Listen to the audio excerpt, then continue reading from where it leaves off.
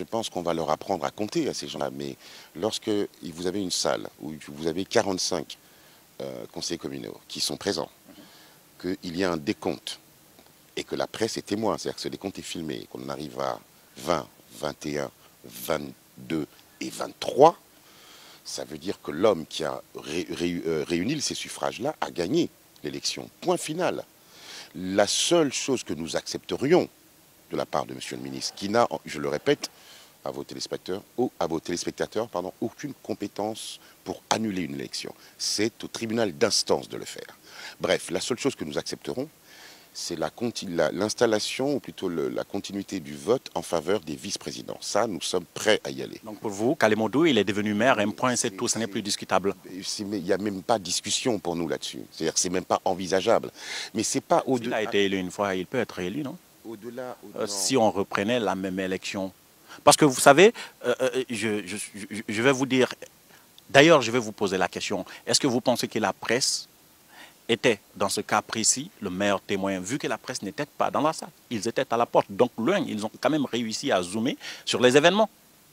Mais s'ils ont zoomé sur les événements, ça veut dire qu'ils étaient présents. Et heureusement qu'ils étaient bon angle. Demandez aux cadreurs et tous ceux qui sont derrière ces caméras-là de vous expliquer ce que c'est réellement. Mais est-ce que, encore une fois, la presse... Vous êtes en train de me dire que vos confrères ont trafiqué les images qu'on a vues? Absolument pas. Ce que je suis en train de dire, c'est que ces confrères-là, ils ne peuvent pas être les meilleurs témoins parce qu'ils n'étaient pas à la bonne place. Mais ce n'est pas eux les témoins, ce sont ceux... Non, vos arguments sont souvent basés sur le fait que... Non. Si? Mes arguments sont des arguments républicains.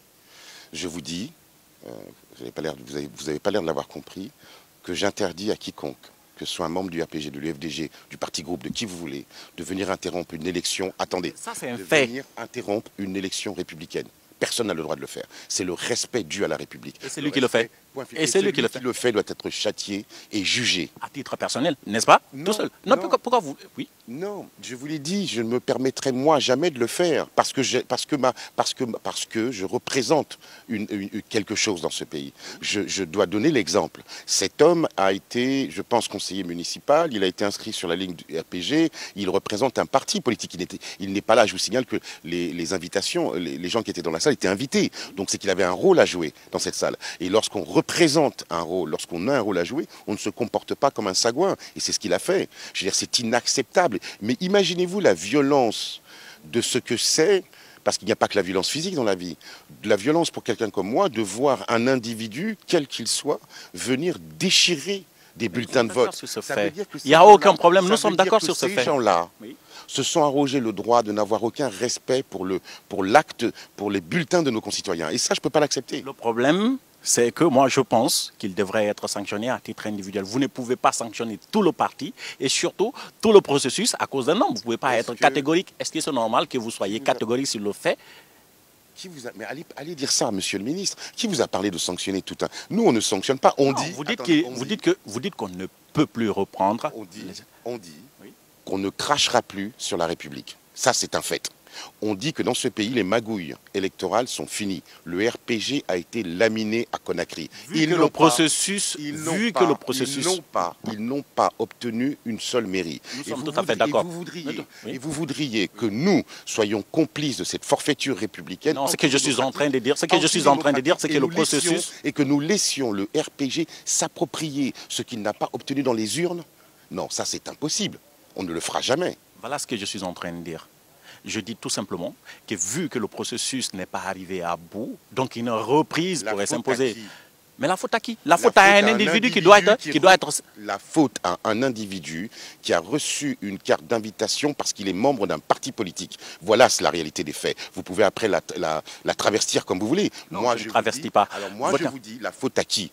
L'homme qui a déchiré sous les yeux du monde les bulletins de ses concitoyens fait partie du RPG. Ça, c'est une réalité. Et je refuse, je dis bien je refuse, qu'une élection soit reprise lorsque un membre d'un parti politique vient perturber l'élection telle qu'elle soit.